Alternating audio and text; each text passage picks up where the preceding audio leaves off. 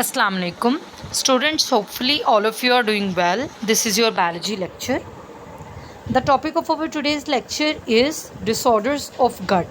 So students, gut बोलते हैं खुराक की नाली को, और आज हम खुराक की नाली के अंदर पाए जाने वाली जो खराबियां हैं उनको स्टडी करेंगे. Diarrhoea, constipation and ulcer are the most common disorders of the gut that affect a number of people in Pakistan. So first of all हम डायरिया को डिस्कस करेंगे. डायरिया बोलते हैं पेट की खराबी को या फिर लूज मोशंस को. Diarrhoea is a condition in which the sufferer has frequent watery loose bowel movement. Diarrhoea एक ऐसी कंडीशन है जिसके अंदर सफरर, वो इंसान जो डायरिया में मुब्तला होता है, वो फेस करता है frequent watery loose bowel movements को. दिस कंडीशन में भी अकम्पनीड बाय एब्डोमिनल पेन. ऐसी कंडीशन के अंदर एब्डोमिनल पेन भी होती है, मीन्स पेट के अंदर दर्द रहता है, नोसिया, जी मतलाता है, एंड वॉमिटिंग, और वॉमिटिंग जो है वो भी फेस करनी पड़ती है. It occurs when required water is not absorbed in blood from colon. Diarrhoea तब होता है जब रिक्वायर्ड वाटर जो है वो एब्जॉर्ब ना हो ब्लड के अंदर from the colon. The main cause of diarrhoea include lack of adequate safe water. अगर डायरिया की कॉजेज़ की बात करें तो इसकी मेन कॉज ये है कि अगर एडिक्वेट सेफ़ वाटर मीन्स साफ़ पानी का इस्तेमाल ना किया जाए तो उस केस में भी डायरिया जो है वो कॉज हो सकता है.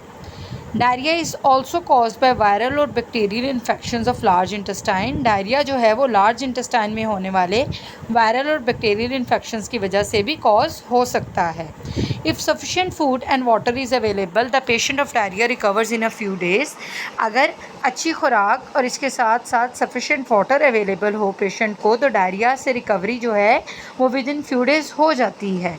However, for malnourished individual, diarrhoea can lead to severe dehydration. अगर किसी malnourished इंडिविजुअल को डायरिया हो जाता है तो इसके अंदर severe dehydration हो सकती है, सख्त पानी की कमी हो सकती है, and can become life threatening. और ये कंडीशन उस पेशेंट के लिए लाइफ थ्रेटनिंग भी हो सकती है.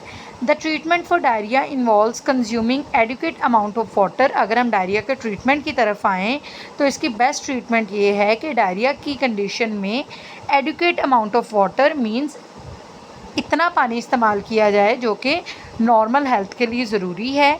टू रिप्लेस द लॉस, ताकि जो भी वाटर लॉस हुआ है उसको रिप्लेस किया जा सके, मीन्स ज़्यादा से ज़्यादा वाटर कंजम्पशन जो है वो की जाए. Preferably mix with essential salts and some amount of nutrients. और ऐसे वाटर के अंदर एसेंशियल सॉल्ट्स और न्यूट्रिएंट्स भी मिक्स्ड हों. एंटीबायोटिक्स में भी required if diarrhoea is due to bacterial infection. अगर डायरिया बैक्टीरियल इन्फेक्शन की वजह से कॉज होता है तो ऐसी कंडीशन में एंटीबायोटिक्स भी लेना ज़रूरी होता है. Prevention of diarrhoea include taking clean water and essential salts. अगर हम डायरिया की प्रिवेंशन की बात करें तो इसकी प्रिवेंशन ये है कि साफ़ पानी पिया जाए और ऐसा पानी पिया जाए जिसके अंदर एसेंशियल सॉल्ट्स भी मौजूद हों. Eating regular and taking hygienic measures. Regularly अपनी खुराक को खाया जाए एंड इसके साथ साथ हाइजीनिक मेजर्स जो हैं सफाई का भी ख्याल रखा जाए. सो स्टूडेंट्स, नेक्स्ट है कॉन्स्टिपेशन. कॉन्स्टिपेशन कब्ज़ को बोलते हैं. Constipation is a condition where a person experiences hard faeces that are difficult to eliminate.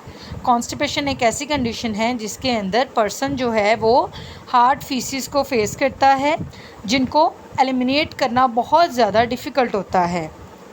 The main causes of constipation include excessive absorption of water.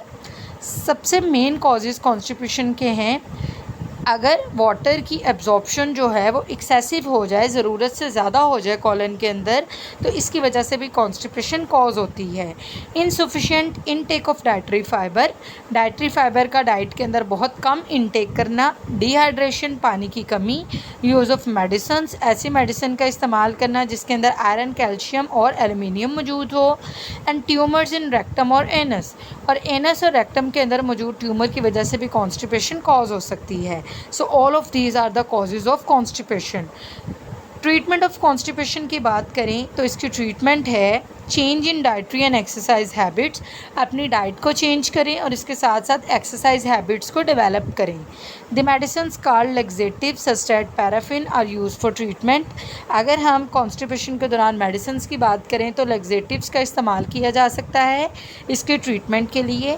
Constipation is usually easier to prevent than to treat. Constipation को prevent करना ज़्यादा आसान है बजाय इसके कि इसको treat किया जाए। One should take the required quantities of water and dietary fibre. So जो पर्सन इस चीज़ को फेस कर रहा है, इस कंडीशन को, उसको चाहिए कि वो वाटर जो है वो रिक्वायर्ड क्वांटिटी के अकॉर्डिंग इस्तेमाल करे और अपनी डाइट के अंदर डाइटरी फाइबर्स का इस्तेमाल करे। So students, this is your today's lecture. आप इसको अच्छे से अंडरस्टैंड करेंगे, लर्न करेंगे, देन इसको राइट डाउन करेंगे। ओके जी, अल्लाह हाफिज़।